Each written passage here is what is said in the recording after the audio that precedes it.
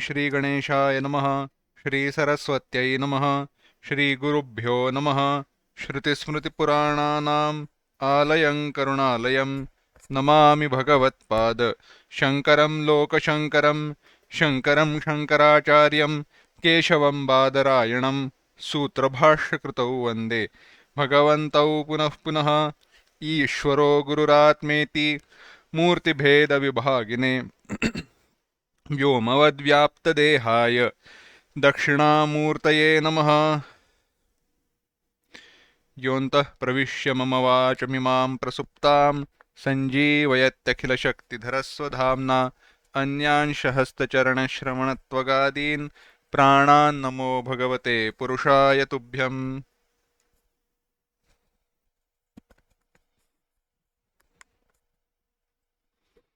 वंशीविभूषितकरान्नवनीरदाभात् पीताम्बरादरुणबिम्बफलाधरोष्ठात् पूर्णेन्दुसुन्दरमुखादरविन्दनेत्रात् कृष्णात् परं किमपि तत्त्वमहं न जाने।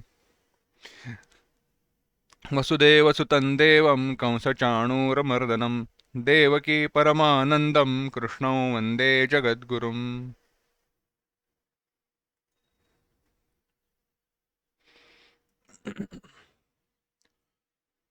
भगवद गीता के 18वें अध्याय का हम चिंतन कर रहे हैं।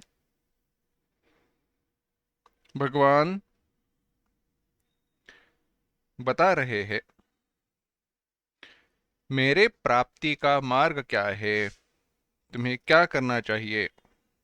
अपने कर्मों द्वारा भगवान की पूजा करना भक्ति योग की सिद्धि अर्थात ज्ञान निष्ठा की जो योग्यता है वह अंत में मोक्ष रूप फल देने वाली होती है। इसका ही उपसंहार कर रहे हैं भगवान। शास्त्र अभिप्राय के निश्चय को दृढ़ करने के लिए उसकी स्तुति की जा रही है। इसी विचार को हम आगे बढ़ाए। उसके पूर्व 55, 56, 57 यह जो श्लोक है इनको एक साथ पढ़ते हैं। भक्त्या मामभिजानाति यावान्यश्चास्मि तत्त्वतः ततो मां तत्त्वतो ज्ञात्वा विशते तदनन्तरम् सर्वकर्माण्यपि सदा कुर्वाणो मद्व्यपाश्रयः मत्प्रसादादवाप्नोति शाश्वतं पदमव्ययम्। चेतसा सर्वकर्माणि मयि सन्न्यस्य मत्परः बुद्धियोगमुपाश्रित्य मच्चित्तः सततं भव।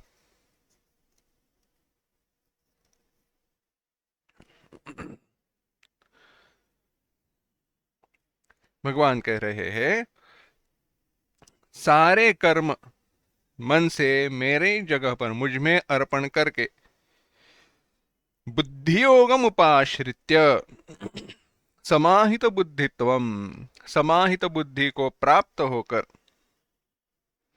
मत्परायण होकर निरंतर मच्चित्त हो जाओ। इसी का हम चिंतन कर रहे थे। कौन है मच्चित्तः मत्परः। देखा था हमने पूर्व में अन्य जगह पर भगवान ने कहा है भवति कश्चिद्रागी स्त्रीचित्तः न तु स्त्रियमात्मत्वेन गृह्णाति किं तर्हि राजानं महादेवं वा अयं तु मच्चित्तः मत्परः। भगवद गीता में 3 बार इसका विशेष कथन भगवान ने किया है। कहते हैं मच्चित्तः मत्परः। चित्त और विषय दोनों एक ही होने चाहिए। यानी मच्चित्तः मत्परः मुझ में जिसका चित्त है और शरण एक है, दोनों एक ही होने चाहिए। नित्य जिसका चिंतन हो रहा है वही हमारा शरण्य होना चाहिए। शरण जाते हैं किसी और का, चिंतन करते हैं किसी और का, ऐसे न हो। यह भगवान क्यों कह रहे हैं? क्योंकि वासुदेव सर्वमिति, भगवान वासुदेव परमात्मा ईश्वर ही सभी का आश्रय है। और उसे सारे कर्म समर्पित करने पर, ईश्वरार्पण बुद्धि से सारे कर्म करने पर वह भक्त ईश्वरानुग्रह से अविनाशी पद को प्राप्त होता है। इस संपूर्ण कथन का तात्पर्य एक ही है, अहंकार को छोड़कर विषयों में जो बुद्धि है उसका त्याग करके जो शाश्वत पद भगवान, ईश्वर, ब्रह्म, परमात्मा, जो भी शब्द आपको उपयोग करना है वह शाश्वत पद है।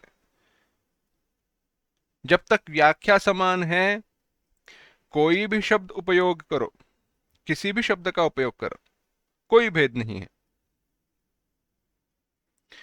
क्योंकि भागवत में कहा है, ब्रह्मेति परमात्मेति भगवान इति कथ्यते। ब्रह्म, परमात्मा, भगवान, इन तीन नामों से उसी ईश्वर को जाना जाता है। उसी को जाना जाता है कौन? जो शाश्वत सच्चिदानंद पद है। सत्यस्य सत्यम तदु सत्य सत्यम, सत्यात्मकत्वाम जगत शरणम प्रपन्नाः। अस्तु, भगवान कह रहे हैं मत चित्त हो जाओ और मत परायण हो जाओ।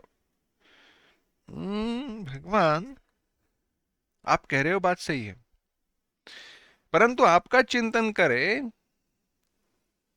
ऐसा क्यों? अगले श्लोक में भगवान उसका समाधान दे रहे हैं। भगवान कह रहे हैं, 58वां श्लोक, मच्चित्तः सर्वदुर्गाणि स्मत्प्रसादात् तरिष्यसि अथ चेत्त्वमहंकारात् न श्रोष्यसि विनङ्क्ष्यसि। माफ करना, मच्चित्तः सर्वदुर्गाणि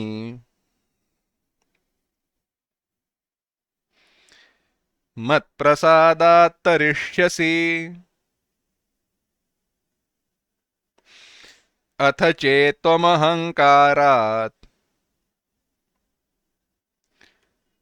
न श्रोष्यसि विनङ्क्ष्यसि।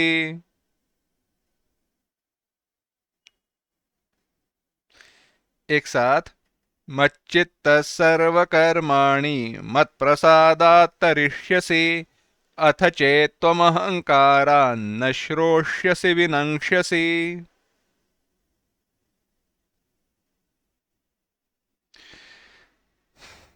भगवान कह रहे हैं, अर्जुन, मच्चित्तः,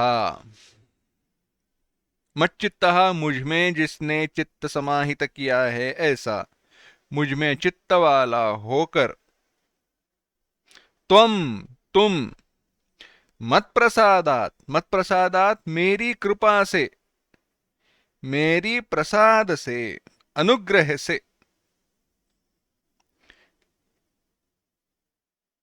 तरिष्य, हाँ, सर्वदुर्गाणि तरिष्यसि। सर्वदुर्गाणि, दुखिता गति दुर्ग, जो संकट है उन्हें दुर्ग कहा गया।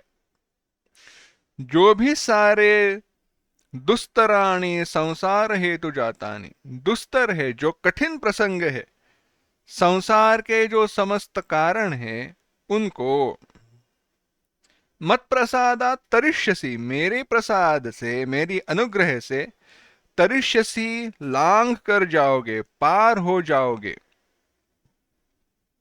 नहीं तो अथ, परंतु यदि अहंकारात, अहंकार से, मैं कितना पंडित हूं, मैं ज्ञानी हूं, मैं सब कुछ जानता हूं, ऐसे कहकर न श्रोष्यसि, अगर नहीं सुनोगे, ग्रहण नहीं करोगे, विनंक्ष्यसि, विनाशम गमिष्यसि, विनाश को प्राप्त हो जाओगे। भगवान कह रहे हैं, अर्जुन, अगर तुम जैसे बताया है, ऊपर जो बताया है, पूर्व में बताया है, उस प्रकार से मच्चित्तः सर्वदुर्गाणि मत्प्रसादात् तरिष्यसि। मुझ में चित्त वाला होकर समस्त कठिनाइयों को, जन्म मरण रूप संसार के सारे कारणों को मेरे अनुग्रह से तुम तर जाओगे, पार हो जाओगे। परंतु यदि अहंकार से मैं पंडित हूं ऐसा मानकर मेरा कहा नहीं मानोगे, मेरे वचनों को नहीं सुनोगे, तो विनाश को प्राप्त हो जाओगे, नष्ट हो जाओगे। क्या भगवान यहां पे डरा रहे हैं? नहीं। साथ देना है तो मेरा देना, नहीं तो ध्यान में रखना, ऐसा धमकाना नहीं है। यह बात सत्य है। अगर डॉक्टर कहे अगर बचना है तो यह दवा ले लो, तो क्या वह धमकाना है? अब लोग समझते हैं उसमें उनका दोष है, बाकी वो बात अलग है, परंतु यह बात सत्य है। देखो, जो नियम है, जो संसार का चक्र है, वह संसार का चक्र है, वह नियम तो वैसे ही है। भगवान यहां पे कहना क्या चाह रहे हैं? आश्रय लेना है तो उस पद का आश्रय लो, चिंतन करना है तो उसका चिंतन करो जो फलदायी हो। एक बड़ा सुंदर वाक्य है, अंग्रेजी में सुना था। If you want to fall in love where you will stand up much better, you will be raise much better. उभर कर आगे आओगे, और वह भगवान के प्रति ही हो सकता है।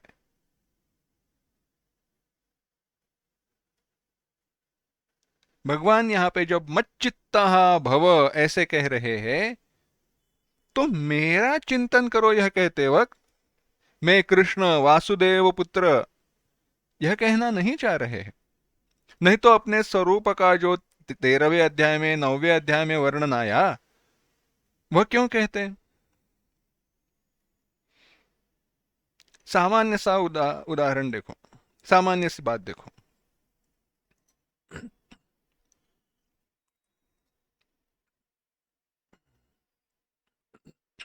कभी कभी होता है, कुछ प्रसंग के कारण, कुछ घटना के कारण किसी व्यक्ति की याद आती है, उस व्यक्ति का हम चिंतन करते हैं।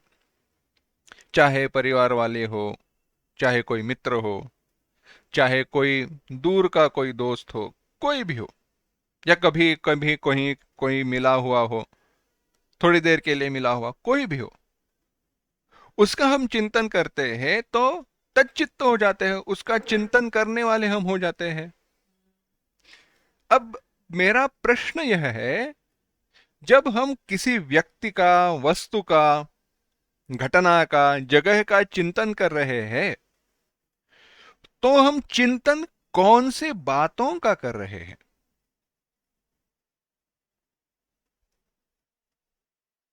व्यक्ति का हो तो क्या केवल व्यक्ति के नाम की माला जपते बैठते हैं, या उस व्यक्ति के साथ गुजारे कुछ पल जो है, दोस्तों के साथ जो कॉलेज में हो, पाठशाला में हो, महाविद्यालय में हो, जहां पर भी हो, गुजारे जो पल है, उनके साथ जो दिन बिताए रहे, उनके साथ जो हंसी मजाक किया, पढ़ा, घूमे, वह सारी बातें हमें याद आती हैं।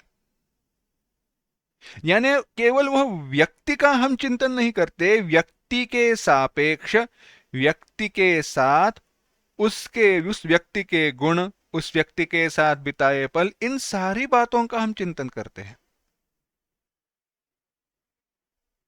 ऐसा ही चिंतन भगवान का होना चाहिए। भगवान का चिंतन करना, मच्चित्तः माने क्या? भगवान के गुण, कर्म, लीला, कथा, रूप, स्वरूप, सारे अंगों का विचार होना चाहिए। इसीलिए हमारे यहां पे हर प्रकार के स्तोत्र है, हर प्रकार की रचनाएं हैं।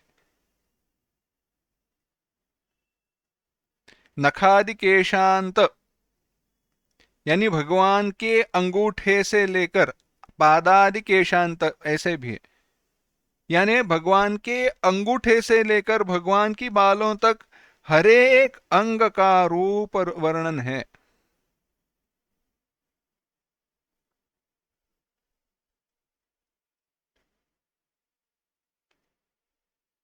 क्यों है? जब भी ऐसा कोई प्रसंग आए तो भगवान के उस रूप का वर्णन हो, भगवान का चिंतन हो।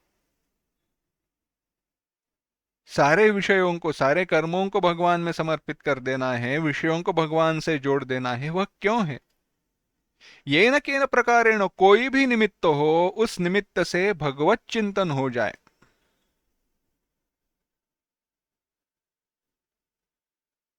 और ऐसा भगवत चिंतन होना हो तो पुरुषार्थ और भगवान की कृपा दोनों चाहिए। हुआ ऐसे, एक व्यक्ति था, बड़ा कंजूस, दमड़ी भी छूटती नहीं थी। बस एक अच्छा गुण था, एक कौड़ी भी, फूटी कौड़ी भी देने के लिए वह तैयार नहीं होता था, पर एक अच्छा गुण था। गुरुजी में बड़ी श्रद्धा थी, बड़ी श्रद्धा थी, पर पैसे की बात छोड़कर बाकी सारी बातों को सुना करता था। एक बार गुरुजी ने कहा, देखो इतनी प्रार्थना करते हो, कर पूजा वगैरह किया करो। उसने कहा, गुरुजी पूजा की तो बात ही नहीं करना, फूल लगेंगे, फल लगेंगे, हर रोज प्रसाद, खीर, कुछ तो मीठा बनाना पड़ेगा, कितना खर्चा है। अरे भगवान, तो गुरुजी ने कहा, अरे पत्रम पुष्पम फलम तो यम योमे भक्त्या प्रयच्छति, पानी जल तो चढ़ाओ। गुरुजी, बाहर बारिश नहीं हो रही है, कभी होती है तो बहुत होती है, भगवान ही बारिश दे रहे हैं तो भगवान को क्या जल चढ़ाना। गुरुजी ने सोचा ये ऐसे नहीं मानेगा, तो गुरुजी ने कहा, तो एक काम करना। क्या गुरुजी? मन ही मन कल्पना करो, माने मानस पूजा। मन ही मन कल्पना करो, भगवान को राज सिंहासन पर बिठाया है, सोने का सिंहासन गुरुजी। अरे कल्पना करो, हाँ हाँ, तो ठीक है। कल्पना करो, भगवान को सोने के सिंहासन पर बिठाया है, उन पर जल चढ़ाया है, अभिषेक किया जा रहा है, छत्र उनके सर के ऊपर रखा हुआ है, पाद्य पूजा हो रही है, उनको भोजन दिया जा रहा है। भगवान को भोजन भी बनाना? अरे कल्पना है, मानस पूजा है, मन ही मन चढ़ाना है। हुआ, उसने बात सुनी, चिंतन करना शुरू किया। हर रोज मानस पूजा किया करता था, भगवान को राज सिंहासन पर बिठाया करता था, भोग चढ़ाया करता था। एक दिन हुआ ऐसे, पूजा के लिए बैठा था, गुण है, कंजूसी है, छूटी नहीं। खीर बना रहा था भगवान के भोग के लिए। खीर बनाई जा रही थी, दूध में एक कटोरी शक्कर डाली गई, चीनी डाली गई, अब दूसरी कटोरी भी डालनी है, उतने में हाथ रुक गया। इतनी भी खीर क्या, भगवान को डायबिटीज हो जाए तो? इसलिए हाथ रोक लिया, और वहां पे भगवान साक्षात प्रकट हुए। उसने हाथ उल्टा करके वो चीनी भी खीर में डाल दी, और भगवान ने उससे कहा, अरे कल्पित पदार्थ की भी इतनी आसक्ति क्यों रखते हो? भगवान का दर्शन वहीं पे हुआ। गुरु जी की कृपा है, उसकी साधना है। तात्पर्य यह है, इसके लिए उसने जो भगवान का चिंतन किया था वह महत्वपूर्ण है। अच्छा, इस सारे कथन से एक तो बात समझ में आई, भगवान का चिंतन करना चाहिए। वेरी गुड, अच्छी बात है। पर क्यों भगवान ऐसे क्यों कह रहे हैं? मच्चित्तः भव क्यों कह रहे हैं? भागवत में चिंतन आया, भागवत ने कहा विषयान् ध्यायतश्चित्तम विषयेषु विषज्यते भगवन्तं ध्यायतश्चित्तम भगवत्येव भगवत्येव लीयते। विषयों का चिंतन करने वाला मन, जो मन नित्य विषय का चिंतन करता है, वह विषयों के प्रति भागता है। और जो मन भगवान का चिंतन करता है, वह भगवान के पास ही जाता है, भगवान में ही लीन हो जाता है। इस सारे संसार का आधार आश्रय है कौन? इस सारे संसार का आधार आश्रय तो स्वयं भगवान है। तो शरण किसे जाना चाहिए? भगवान को ही जाना चाहिए।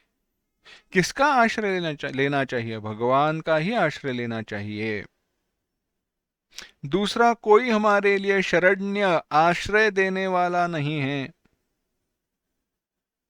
केवल भगवान एक ही है जो हमें तार कर जा सकता। फिर से वही बात, पर क्यों? क्योंकि भगवान इस संपूर्ण जगत का अभिन्न निमित्त उपादान कारण है। वही सर्वशक्तिमान सर्वशक्तिशाली है। इस जगत का कारण वे ही है, स्वरूप वे ही है। और यह जग मिथ्या अध्यास अज्ञान के कारण उन पर आरोपित किया है।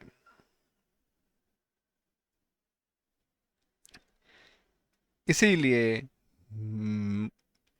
मुझ में चित्त वाले होकर, भगवान कह रहे हैं, मुझ में चित्त वाले होकर सारे जो संसार के जन्म मरण संसार के समस्त कारणों को मेरे अनुग्रह से तर जाओगे। भगवान कह रहे तुम मेरा चिंतन कर रहे हो तो मैं तुम्हें दूर नहीं रखूंगा, मेरे पास ही रखूंगा। सारे संसार के जो कारण है उसको मैं दूर कर दूंगा। परंतु अगर अहंकार से मैं पंडित हूं, मुझे समझता है, मैं जानता हूं क्या करना है क्या नहीं करना है, ऐसे समझकर मेरा चिंतन नहीं करोगे, अहंकार के कारण, अपनी बल में अधिक विश्वास होने के कारण मेरे शरण न आओगे, तो मृत्यु को प्राप्त हो जाओगे। मृत्योश्च मृत्युमाप्नोति यह नानेव पश्यति। क्योंकि इस अहंकार के कारण तुम मुझे अपने आप से भिन्न देख रहे हो, और इस भेद बुद्धि के कारण फिर से मृत्यु को प्राप्त हो जाओगे।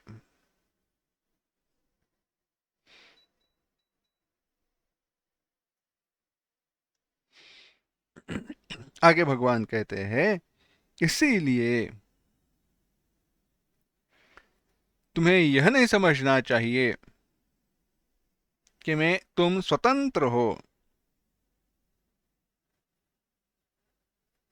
सुनो, मैं दूसरे का कहना क्यों करूं, ऐसे तुम्हें नहीं कहना चाहिए। 59वें श्लोक में भगवान कह रहे हैं,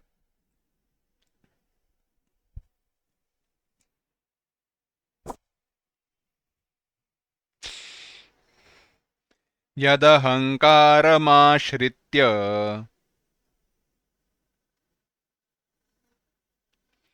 न योत्स्य इति मन्यसे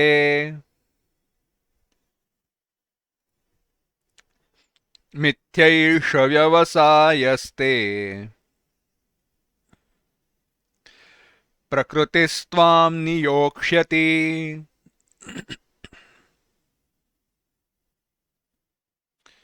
एक साथ, यदहंकारमाश्रित्य न योत्स्य इति मन्यसे मिथ्यैष व्यवसायस्ते प्रकृतिस्त्वां नियोक्ष्यति। भगवान कह रहे हैं, अहंकारम आश्रित्य, अहंकार का आश्रय लेकर, यत जो, न योत्स्य इति मन्यसे, मैं युद्ध नहीं करूंगा, ऐसा जो तुम समझ रहे हो, वह एषः यह ते व्यवसायः, तुम्हारा निश्चय मिथ्या मिथ्या है, झूठा है, विनाशी है, अविनाशी नहीं विनाशी है। यतः क्योंकि प्रकृति ही त्वाम नियोक्ष्यति, तुम्हारी प्रकृति, तुम्हारा स्वभाव तुम्हें युद्ध में नियुक्त कर देगा। भगवान कह रहे हैं, जो अहंकार का आश्रय लेकर तुम यह मान रहे हो, ऐसा निश्चय किया हुआ है कि मैं युद्ध नहीं करूंगा, यह तुम्हारा निश्चय मिथ्या है, झूठा है। क्योंकि प्रकृति तुम्हें, तुम्हारा क्षत्रिय स्वभाव तुम्हें युद्ध में नियुक्त कर देगा।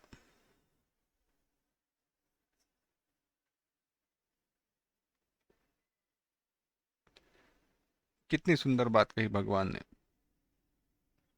भगवान कह रहे हैं, अर्जुन तुम जो कह रहे हो ना कि मैं युद्ध नहीं करूंगा, मैं युद्ध नहीं करना चाहता हूं, परंतु तुम मुझे बताओ क्या करना चाहिए। भगवान भूले नहीं, ये संपूर्ण सीख जो बताई उसमें।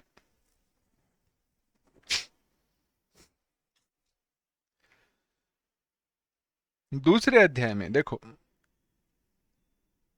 अर्जुन ने भगवत गीता के केवल श्लोक ही सुने थे और एक साथ ही सुने थे, परंतु हमने भगवत गीता के अध्ययन को, पढ़ने को शुरुआत की, उसे समय गया है। परंतु दूसरे अध्याय में देखना, दूसरे अध्याय में अर्जुन ने वही रटना शुरू कर दिया, कहा मैं युद्ध नहीं करना चाहता हूं, ऐसे वैसे। वहां पे कहा मैं युद्ध नहीं करना चाहता हूं, मैं युद्ध नहीं करूंगा। कार्पण्य दोष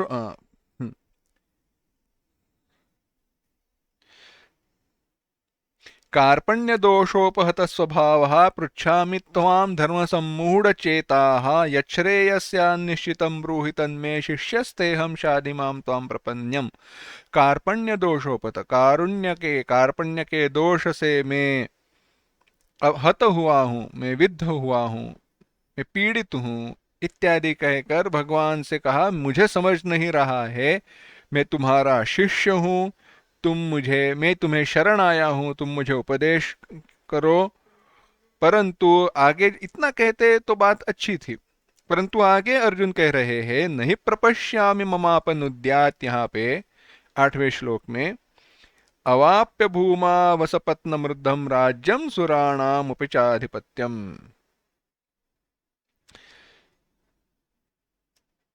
यह शोक दूर करने वाला मुझे कहीं कोई उपाय मिल नहीं रहा है, इसीलिए तुम बताओ क्या करना चाहिए। और आगे जाकर संजय कहते हैं, नयोत्स्य इति गोविंद उक्त्वा तूष्णीम बभूवः। यह सारी बात कहकर अर्जुन ने कहा, भगवान मैं युद्ध नहीं करने वाला हूं, भगवान मैं आपकी शरण में आया हूं, मुझे समझ नहीं रहा है क्या करना चाहिए, इसीलिए तुम बताओ। यहां तक बात अच्छी थी, परंतु मैं युद्ध नहीं करूंगा, यह कहकर वह बैठ गया। उपदेश के लिए किसी को शरण जाए तो संपूर्ण दृष्टि से शरण जाना चाहिए, कोई अपेक्षा रखे बिना, कोई भी विचार किए बिना। जो उत्तर मिलेगा, जो समाधान मिलेगा वह योग्य है, ऐसी बात से। यह बात छोड़कर बाकी सारी बातें बताना, ऐसा नहीं है। भगवान ने इसीलिए अब यहां पे कहा, नयोत्स्य इति मन्यसे। अगर तुम कहोगे, अगर तुम सोचोगे मैं युद्ध नहीं करूंगा, अहंकार का आश्रय लेकर तुम मान रहे हो, निश्चय किया हुआ है मैं युद्ध नहीं करूंगा, वह व्यर्थ है। अर्जुन बात सुनो, तुम सोच रहे हो कि मैं युद्ध नहीं करूंगा, परंतु ऐसी बात नहीं है। यह तुम्हारा जो निश्चय है वह मिथ्या है, क्योंकि तुम्हारा स्वभाव क्या है? तुम्हारा स्वभाव, क्षत्रिय स्वभाव तुम्हें शांत नहीं बैठने देगा। या कौरव यह लोग कहेंगे तुम डर गए, भाग गए, तुम्हारी निंदा करेंगे, निंदन्तस्तव सामर्थ्यम ततो दुःखतरम नु किम, तुम्हारी निंदा करेंगे तो तुम दुख से पीड़ित हो जाओगे, हाथ में शस्त्र लेकर युद्ध के लिए वापस आ जाओगे। क्या कह रहे हो युद्ध नहीं करोगे? जब विराट राजा के दरबार में तुम थे, बृहन्नला के रूप में थे, बृहन्नला के रूप में थे, तब जब युद्ध की बात आई तो तुम जाने वाले थे युद्ध के लिए। बाद में विराट का जो पुत्र है उसके सारथी के रूप में गए, उन गौओं को वापस ले आए, युद्ध किया ही तुमने। किसकी बात कर रहे हो युद्ध नहीं करोगे?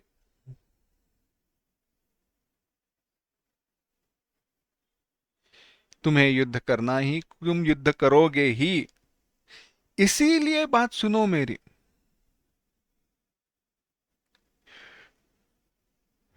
फिर से शुरुआत की जगह पर भगवान आते हैं। तुम्हें युद्ध तो करना पड़ेगा, परंतु किस प्रकार से युद्ध करोगे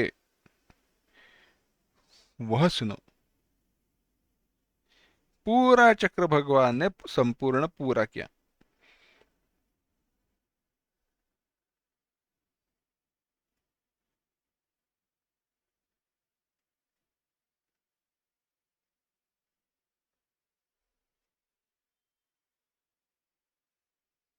भगवान कह रहे हैं, 60वां श्लोक देखना। स्वभावजेन कौन्तेय निबद्धस्वेन कर्मणा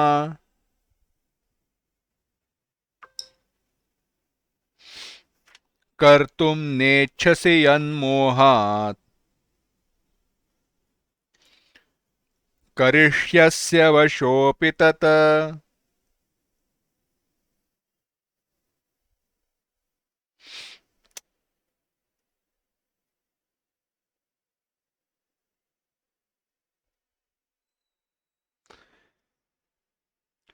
एक साथ।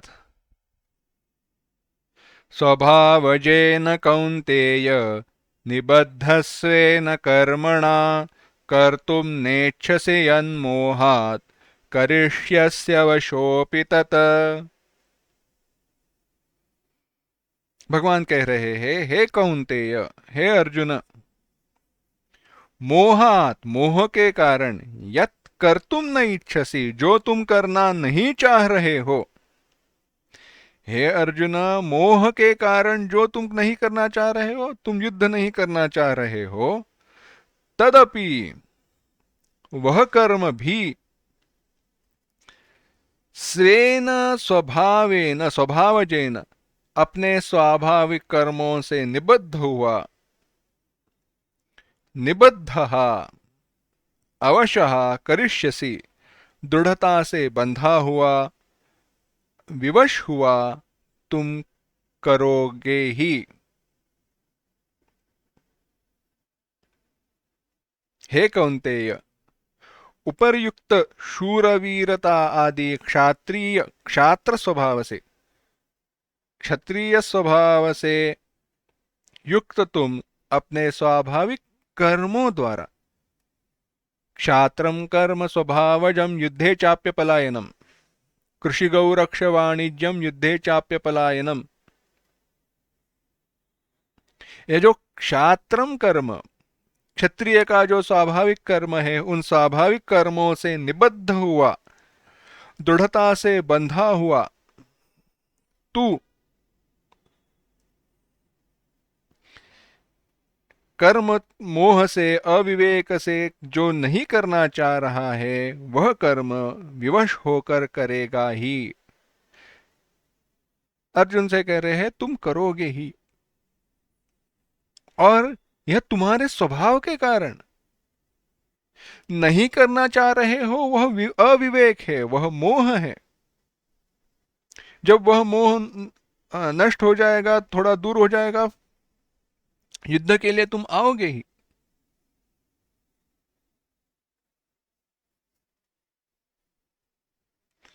करना ही होगा, तुम करोगे ही।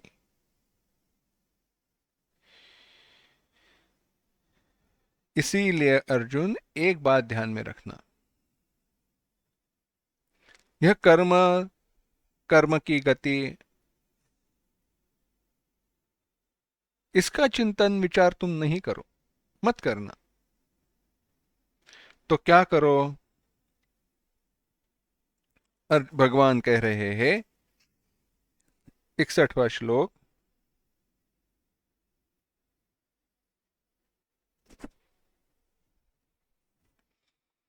ईश्वरः सर्वभूतानां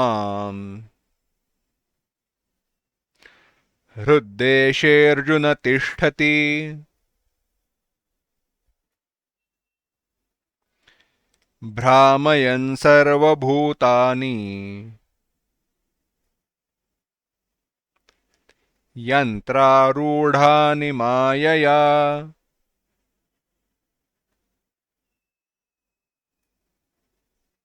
ईश्वरः सर्वभूतानां हृद्देशेऽर्जुन तिष्ठति, भ्रामयन् सर्वभूतानि यन्त्रारूढानि मायया।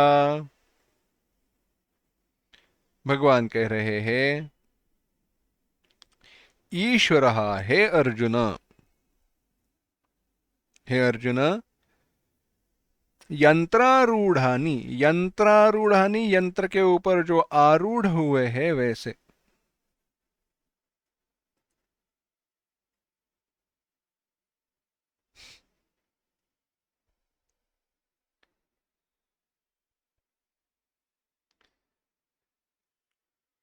सर्वभूतानी, जो सारी महाभूत है, जो सारी भूत है, प्राणी है, उनमें ईश्वर, ईश्वर मायया, अपनी माया से,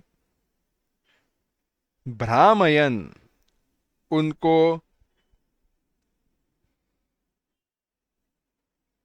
भ्रमाता हुआ, भ्रमण कराता हुआ,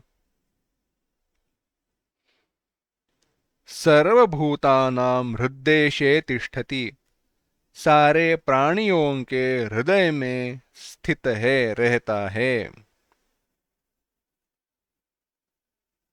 क्या कहा है? देखो,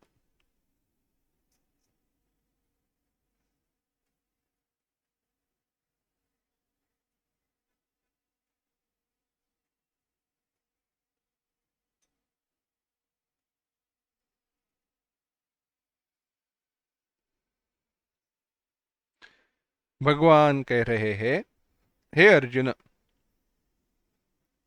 एक बार थोड़ा विस्तार से सरलार्थ देखते हैं और अधिक विस्तार बाद में करते हैं। ईश्वर, ईश्वर माने सबका जो शासन करने वाला है वह नारायण, समस्त प्राणियों के हृदय देश में स्थित है। सबके हृदय में भगवान स्थित है। जो स्वच्छ शुद्ध अंतरात्मा है,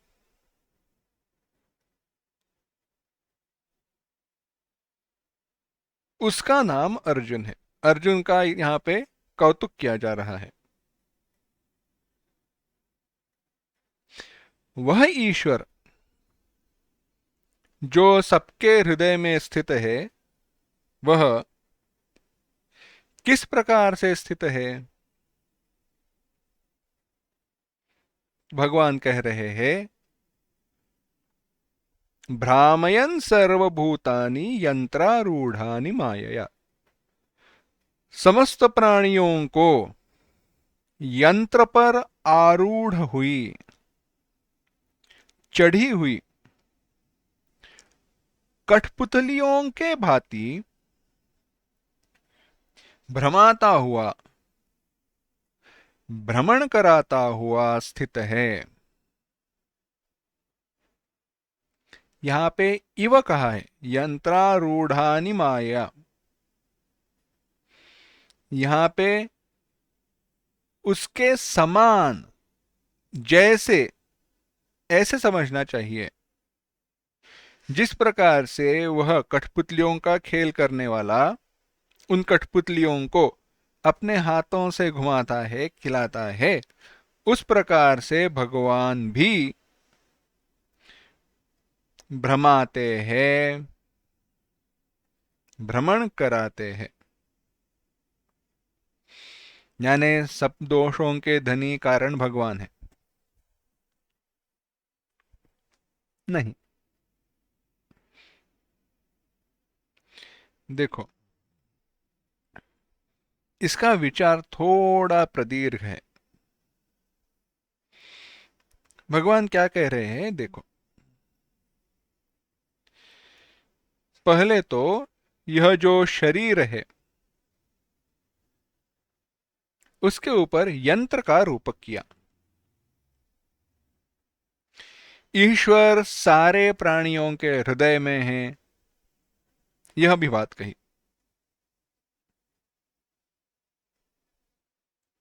तो कहा क्या है, पहली बात सुनो। यहां पे हमारी परतंत्रता का विचार बताया है। यहां पर हमारी परतंत्रता का विचार बताया है। 3 प्रश्न है और 3 प्रश्नों के उत्तर यहां पे छुपे हुए हैं। ईश्वर का स्वरूप क्या है? वह जीवों को कैसे भ्रमाता है, भ्रमण कराता है, और जीवों का पुरुषार्थ क्या है? तो यंत्र का रूपक किया।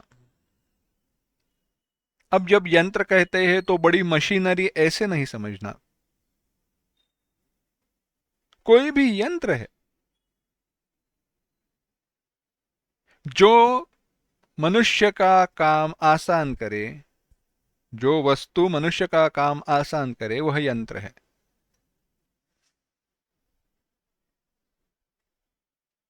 तो भगवान कह रहे हैं यंत्र की तरह।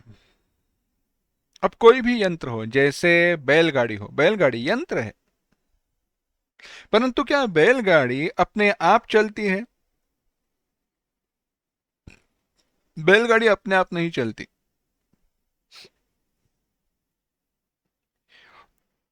इसको बैल जोड़ने पड़ते हैं। बैलगाड़ी, बैल ना हो तो बैलगाड़ी आगे कैसे जाएगी?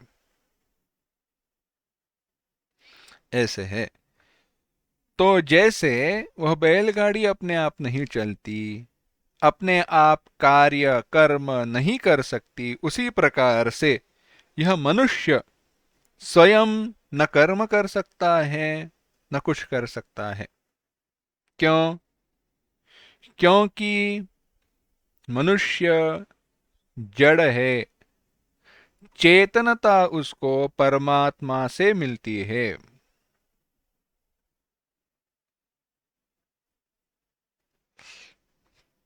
यह स्थूल शरीर जड़ है।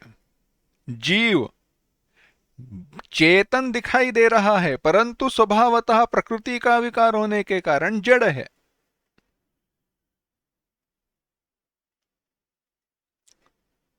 वह जीवत्व आरोपित है। इसीलिए आत्मा का, परमात्मा का क्रिया के साथ साक्षात कोई संबंध नहीं, परंतु अज्ञान के कारण शरीर के साथ तादात्म्य पाकर, एक होकर, इस शरीर को अपना मानकर जो शरीर के साथ एक संबंध निर्माण हुआ है, जो जुड़ गए हैं, उसके कारण शरीर की क्रिया आत्मा पर आरोपित की जाती है।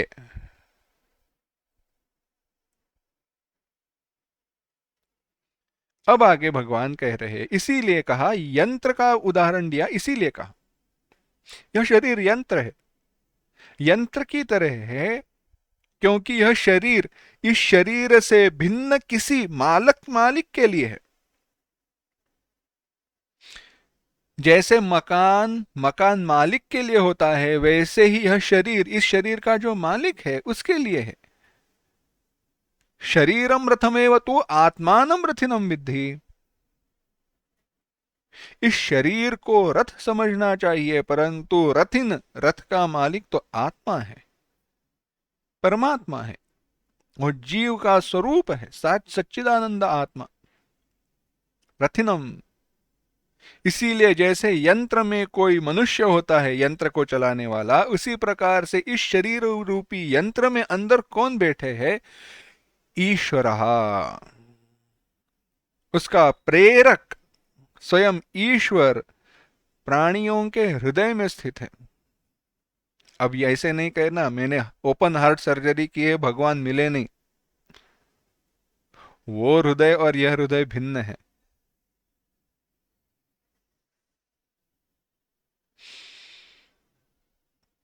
हृदय में माने अंतःकरण में।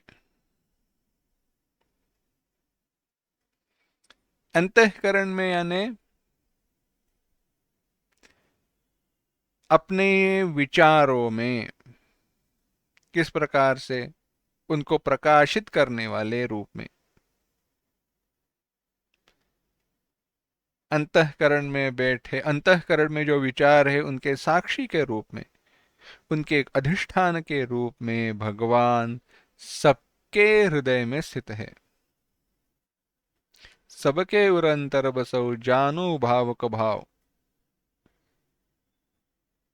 भगवान तुम सबके हृदय में रहते हो और भाव अभाव सबको जानते हो। ऐसे हृदय में रहकर भगवान सबको भ्रमाते हैं, परंतु भ्रमण किए बिना भ्रमाते हैं, कराने वाले हुए बिना। केवल उनके रहने से जो चेतना मिलती है उस चेतना के द्वारा ही वह भ्रमण कराते हैं। आगे कहा यंत्रारूढ़ानि भूतानि, जो भूतानि कहा वह कहा इस शरीर रूपी यंत्र में स्थित जो प्राणी है उनका वाचक यंत्रारूढ़ानि भूतानि कहा। भ्रामयन सर्वभूतानि यंत्रारूढ़ानि माया कहा ना।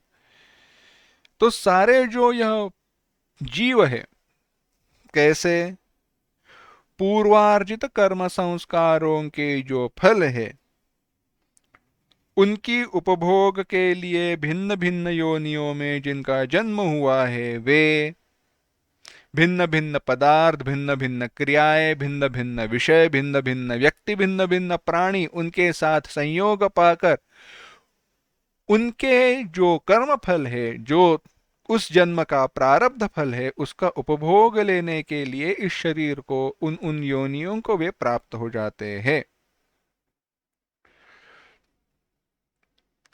उनको उन कर्मों का फल देना यही भगवान का कर्म है, और वह फल वे देते हैं, इसीलिए उन्हें कहा भ्रमण कराने वाले।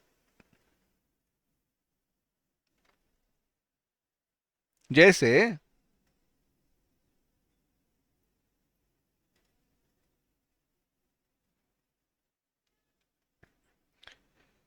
देखो,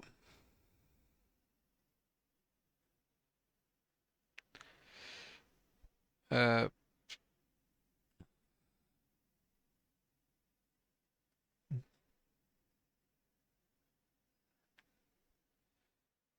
गाड़ी में बैठकर हम जा रहे हैं, गाड़ी में बैठकर हम कहीं जा रहे हैं, हमारा जो गंतव्य स्थान है वहां पर पहुंच गए। पहुंचने के बाद पूछा कैसे आए? कार से आए। अब गाड़ी हमें वहां तक लेकर गई, या हमारे जो ड्राइवर थे जिन्होंने गाड़ी चलाई वो हमें वहां पर लेकर गए? जिन्होंने गाड़ी चलाई वो वहां पर लेकर गए ना।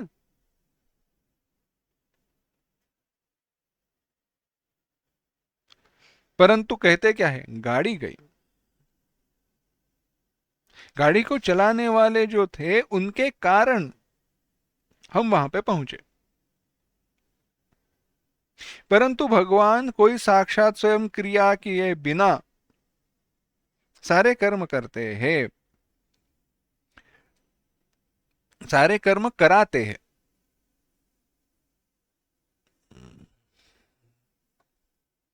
तो अब बात आती है, देखो,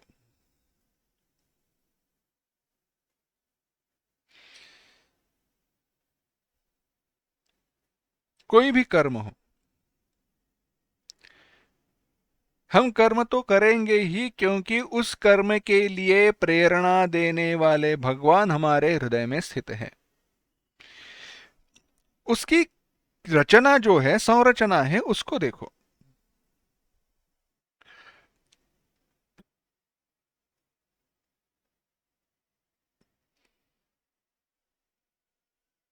हमारी जो विधानसभा हो, राज्यसभा हो, लोकसभा हो, उनका विचार करो। होता ऐसे है, जब तक सभाध्यक्ष, सभापति आकर बैठते नहीं है, सभा का कामकाज शुरू नहीं होता है। वे आकर बैठ गए, उसके बाद सारा कामकाज शुरू हो जाता है। बीच बीच में वे कहते हैं बोलना नहीं, ये बोलना, ऐसे वगैरह, कामकाज समाप्त हो जाता है। अब जो कुछ भी हो रहा है, जो कुछ भी डिसीजन मेकिंग है, जो कुछ भी चल रहा है, उसमें वे क्या करते हैं? आइडियल कंडीशन, एक सामान्य रूप से देखा जाए तो उनका कोई एक्टिव पार्टिसिपेशन नहीं है, वह स्वयं कहीं पर भी कहीं उपस्थिति नहीं रख रहे हैं, परंतु उनके उपस्थिति में ही सारा काम हो रहा है। उसी प्रकार से भगवान की उपस्थिति में उनकी चैतन्य स्वरूपता के कारण जड़ पदार्थों को क्रिया की शक्ति प्राप्त होकर सारे जड़ पदार्थ क्रिया करने में प्रवृत्त होते हैं। उस क्रिया के लिए प्रवृत्ति देने वाले ईश्वर चैतन्य देने वाले हैं, परंतु वासना प्रवृत्त कर रही है, और जो संस्कार है वह कर्म के लिए प्रेरित कर रहे हैं। परंतु वह संस्कार, वो वासनाएं, वह स्वयं कुछ नहीं कर सकती जब तक उनको चेतना देने वाला ईश्वर वहां पे नहीं है। जैसे दूसरा उदाहरण देखते हैं। पुराने जमाने में वो जो प्रोजेक्टर और फिल्म रहती थी, अगर मूवी थिएटर में जाओ तो वह फिल्म रहती थी। आजकल बहुत सारा डिजिटल हो गया है। तो वो फिल्म, आर्क लैम्प जो रहता था, बड़ा जो दिया रहता था, उसके सामने से वो घुमाई जाती थी और वह उस प्रकाश वो पर्दे पर दिखाई देता था और वह चित्र दिखाई देते थे। तो जो वो फिल्म है उस पर सारे चित्र हैं, पूरा जो चित्रपट है, पूरी जो मूवी है वह फिल्म पर है, परंतु वह फिल्म पर होते हुए भी क्या हम देख पाएंगे? मैं आपके सामने वह फिल्म घुमाता हूं, क्या आप चित्रपट देख पाओगे? नहीं। उसके पीछे दिया लगाया जाए और वह किसी दीवार पर, सफेद दीवार पर वगैरह उसको प्रोजेक्ट किया जाए तो देख पाओगे, समझ पाओगे, जान पाओगे, हो जाएगा। इसी प्रकार से भगवान की उपस्थिति में सारी वासनाएं कर्म के लिए प्रवृत्त हो जाती है, हम कर्म के लिए प्रवृत्त होते हैं। इसीलिए केवल उपस्थिति के द्वारा भगवान जीवों को कर्म करने के लिए प्रेरित करते हैं। यही भगवान का अपनी माया के द्वारा जीवों को भ्रमण कराना है। भगवान, अगर ऐसी बात है, सारे लोग अपने पूर्व कर्म वासना के अनुसार कर्म करते हैं, तो कर्म करने की बारे में भगवान आपने क्या कहा? तुम कर्म करोगे ही, विवश होकर तुम कर्म करोगे, ऐसा जो तुमने कहा उसके बारे में एक प्रश्न है। प्रश्न क्या है? कर्म करने के या न करने के बारे में मनुष्य स्वतंत्र है या परतंत्र है?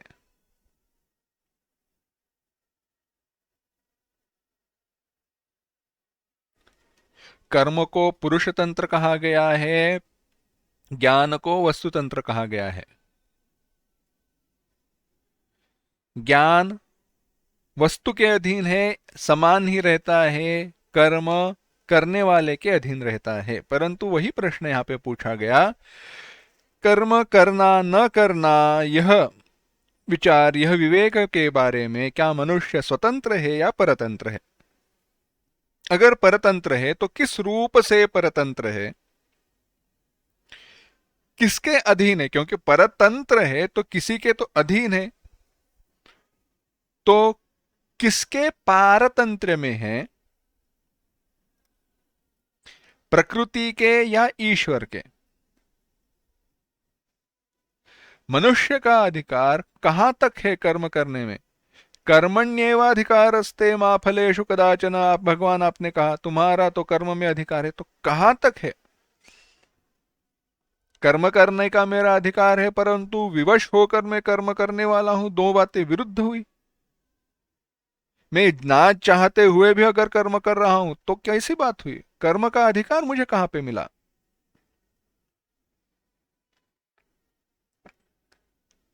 कहीं कहीं पर कहा प्रकृति तो ईश्वर के अधीन है,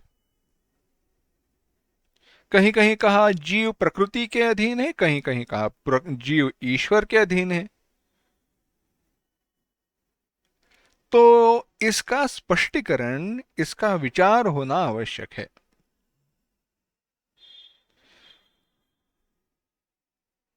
जब कहा, देखो, संदर्भ को देखकर बात समझनी चाहिए।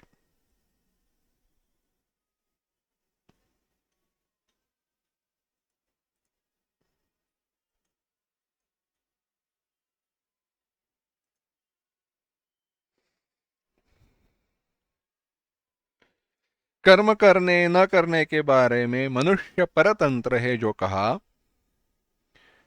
उसमें मनुष्य एक पल भर भी, क्षण भर भी कर्म किए बिना रह नहीं सकता, यह बात कहनी थी। जातु तिष्ठत्य कर्मकृत, नहीं कश्चित क्षणमपि जातु तिष्ठत्य कर्मकृत। कोई भी व्यक्ति पल भर भी कर्म किए बिना रह नहीं सकता। इसीलिए कर्म करना है या नहीं करना है, सामान्य रूप से मैं कर्म करना है या नहीं करना है, उसमें तो छूट है ही नहीं। कर्म तो करना ही होगा, अवशः न तिष्ठति कर्मकृत, रह नहीं सकता। परंतु आगे जो कहा, जीव को कर्म में अधिकार है, उसका वह कर्म करने का अधिकार है माने स्वतंत्र है, ऐसे नहीं कहा। जीव परतंत्र ही है, कर्म करने में जीव परतंत्र ही है। जीव को कर्म का त्याग करना संभव नहीं है।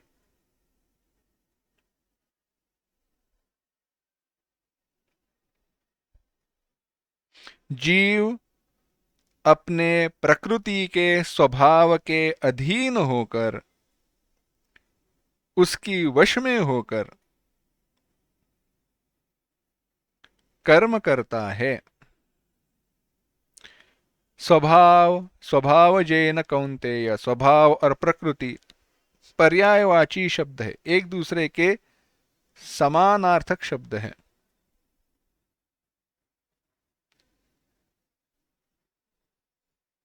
ईश्वर केवल उपस्थित रहकर अपनी माया की शक्ति के द्वारा उन जीवों की इच्छा के अनुसार, जो उनकी वासना है, उनके अनुसार उनकी कर्मों में प्रवृत्त होने की केवल प्रेरणा देता है। परंतु ईश्वर निर्लेप है, निर्विकार है, निर्लिप्त है।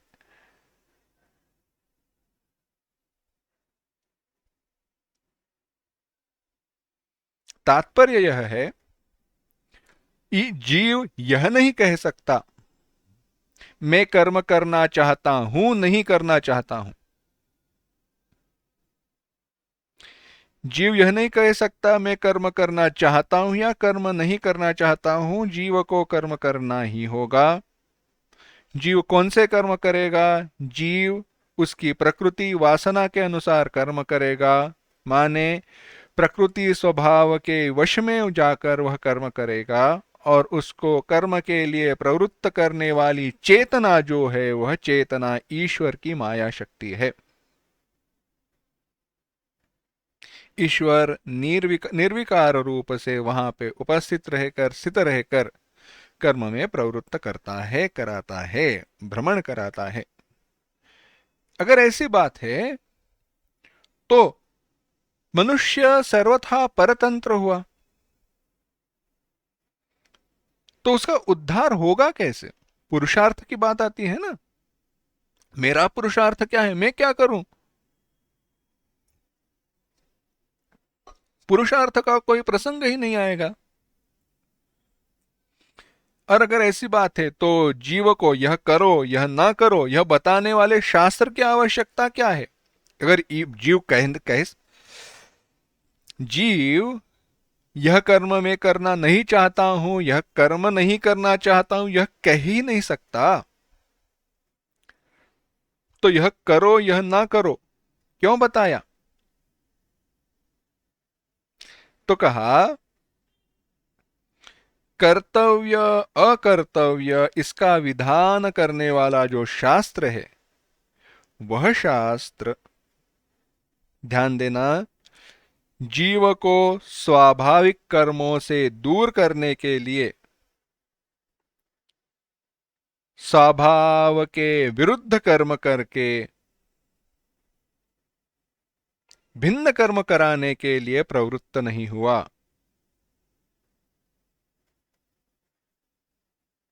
क्या करना चाहिए क्या नहीं करना चाहिए इसका जो विवेक है, उसका हेतु यह है कि राग द्वेष की कारण अन्यायपूर्वक न्याय का त्याग करके मोहित होकर कर्म करना जो है, उससे परे जाकर कर्तव्य कर्मों में प्रेरित करना ही शास्त्र का हेतु है।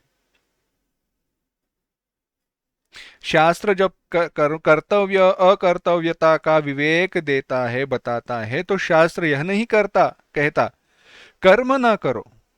शास्त्र कहता है यह कर्म ना करो।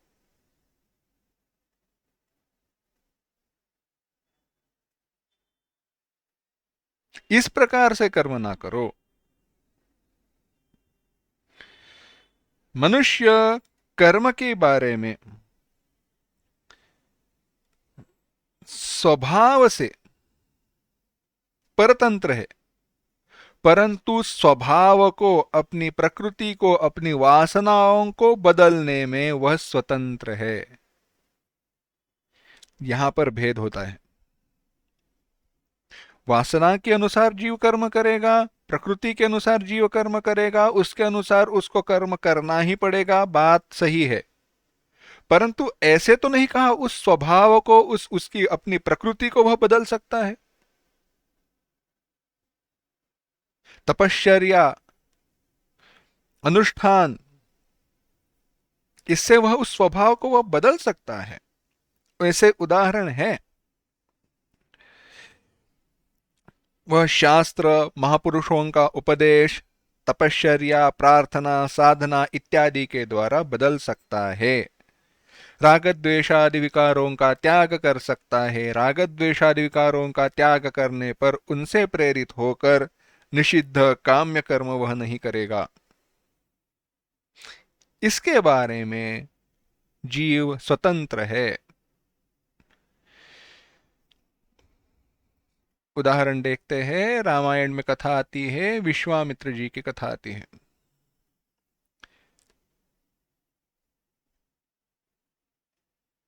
दशरथ जी महाराज, दशरथ जी नहीं, जनक जी महाराज के दरबार में राम और लक्ष्मण जी गए। वहां तब का प्रसंग है। उनसे मिलने के बाद शतानंद मुनि राम लक्ष्मण जी से मिलने आए। शतानंद मुनि, शतानंद जी राजा जनक के राजगुरु। तब विश्वामित्र जी ने जनक के दरबार में, राजा जनक के दरबार में राम लक्ष्मण जी को लाया था, तो विश्वामित्र जी वहां पे थे। तो विश्वामित्र जी की पूर्व कथा शतानंद मुनि ने कही, बताई। संक्षेप में कथा बताता हूँ। विश्वामित्र जी पूर्व जन्म में क्षत्रिय राजा थे। ब्रह्मर्षि वशिष्ठ जी के आश्रम में गए। ब्रह्मर्षि वशिष्ठ जी के आश्रम में गए। वशिष्ठ जी ने कहा कि आओ भोजन कीजिए। राजा ने कहा कोई चिंता मत करना, हमारी सारी तैयारी है। विश्वामित्र वशिष्ठ जी ने कहा वो बात तो हो नहीं सकती, तुम्हें तो भोजन करना ही पड़ेगा, तुम अतिथि हो, तुम इस राज्य के राजा हो, तुम्हारा सम्मान करना चाहिए, तुम्हारे रक्षण के कारण, रक्षा के कारण धर्म टिका हुआ है, हमारी रक्षा हो रही है इत्यादि। राजा ने कहा ठीक है। राजा के मन में शंका थी कि भोजन कैसे बनेगा, कैसे मिलेगा। गुरुजी है, ऋषिमुनि है, उनके ऊपर मेरा भार हो रहा है, मेरे कारण उन्हें कष्ट सहन करने पड़ रहे हैं। परंतु सारे सैनिकों को, सबको उनका जैसा इच्छित भोजन है वैसा इच्छित भोजन मिला। राजा को बड़ा आश्चर्य हुआ, ऐसे कैसे। राजा को आश्चर्य हुआ, ये ऐसे कैसे। तो वशिष्ठ जी ने कहा कि उनके पास कामधेनु है ऐसे। अब विश्वामित्र जी को इच्छा उत्पन्न हुई कि कामधेनु हमारे मेरे पास रहनी चाहिए, मैं राजा हूं, मुझे दे दो। वशिष्ठ जी ने कहा कि कामधेनु की, इस गौ की, गाय की हमें ज्यादा आवश्यकता है। जो यज्ञ है उसके लिए जो गोबर चाहिए, जो घी चाहिए, जो दूध चाहिए, सब कुछ वो हमें गाय दे रही है, इसीलिए हमें उसकी आवश्यकता है। राजा ने कहा तुम जो चाहे कीमत मांग लो। वशिष्ठ जी ने कहा गाय को बेचना नहीं चाहिए। ब्राह्मण को गाय को बेचना निषिद्ध है।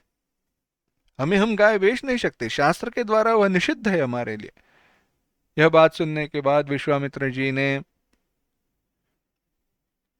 जबरदस्ती कामधेनु उसको लेकर जाने का प्रयास किया। उस गाय ने वशिष्ठ जी की प्रार्थना की। वशिष्ठ जी ने कहा तुम ही अपनी रक्षा करो। गाय ने अपनी रक्षा की। विश्वामित्र जी का अपमान हुआ, वह फिर से आए। बाद में वशिष्ठ जी के ऊपर उन्होंने अस्त्रों का प्रयोग किया। वशिष्ठ जी ने अपने तपश्चर्या तपोबल से उन अस्त्रों का निराकरण किया। विश्वामित्र जी ने ब्रह्मास्त्र का उपयोग किया। वशिष्ठ जी ने केवल अपने ब्रह्मदंड को उठाया, ब्रह्मास्त्र शांत हुआ। तो यह बल देखकर, मेरा क्षत्रिय का बल एक ब्राह्मण के सामने निष्प्रभ हुआ, यह समझकर, यह बात देखकर, उस तप का बल देखकर विश्वामित्र जी ने कहा नहीं, ऐसा बल मैं भी प्राप्त करूंगा। अहंकार की बात है। उन्होंने तपश्चर्या की। तपश्चर्या के बाद ब्रह्मदेव प्रसन्न हुए। ब्रह्मा जी ने कहा तुम क्षत्रिय हो, इसीलिए तुम राजर्षि हो सकते हो, ब्रह्मर्षि नहीं। तो क्या करना चाहिए?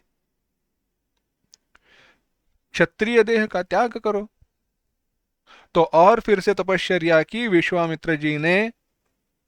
और विश्वामित्र जी ही है जिन्होंने गायत्री मंत्र प्राप्त किया है। उनकी तपश्चर्या का चिंतन, उनकी जीवन जो है उसका, उनका देखना ही चाहिए, देखने योग्य है, बड़ा सुंदर है।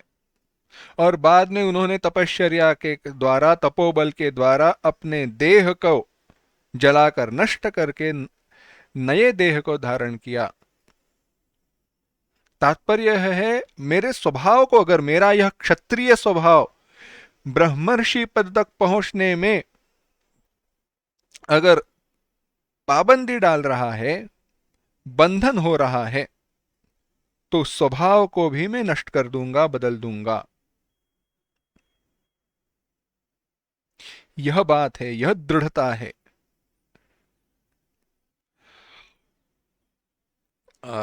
नहीं काश्चन किया, योग वशिष्ठ में बात कही है, नकाशन क्रिया राजन मुनिशापादिका अपि शक्ताशालयितुं मनः। मुनि शापादिका अपि, मुनियों के शाप इत्यादि का बातें भी, कोई भी बात जो दृढ़ मन है, उस मन ने जो ठान लिया है, उसको मुनि के शाप भी बदल नहीं सकते। अगर एक बात दृढ़ता पूर्वक मान ली तो मान ली। यह पुरुषार्थ, यह स्वातंत्र जीव के पास है। परंतु स्वभाव के वश में हो जाए तो स्वभाव के अनुसार कर्म करना न करना, यह स्वातंत्र जीव के पास नहीं है। इसके बारे में जीव परतंत्र है, और ऐसे जीवों को चेतना कर्म करने के लिए प्रेरणा देने वाले ईश्वर उन जीवों के हृदय में रहते हैं। इसीलिए भगवान ने कहा, ईश्वर सर्वभूतानां हृद्देशे अर्जुन तिष्ठति भ्रामयन् सर्वभूतानि यंत्रारूढ़ानि मायया। इसका फिर से एक बार संक्षेप के साथ विचार करेंगे, और बाकी आगे जो कहा है, अर्जुन के कर्तव्य क्या है, उस कर्तव्य को अर्जुन का कर्तव्य क्या है, उस कर्तव्य को भगवान अर्जुन को बताने वाले हैं। परंतु वह विचार हम अगली बार देखेंगे। ओम असतो मा सद्गमय, तमसो मा ज्योतिर्गमय, मृत्योर्मा अमृतंगमय। ओम शांति शांति शांति। हरि ओम। श्री गुरुभ्यो नमः। हरि ओम।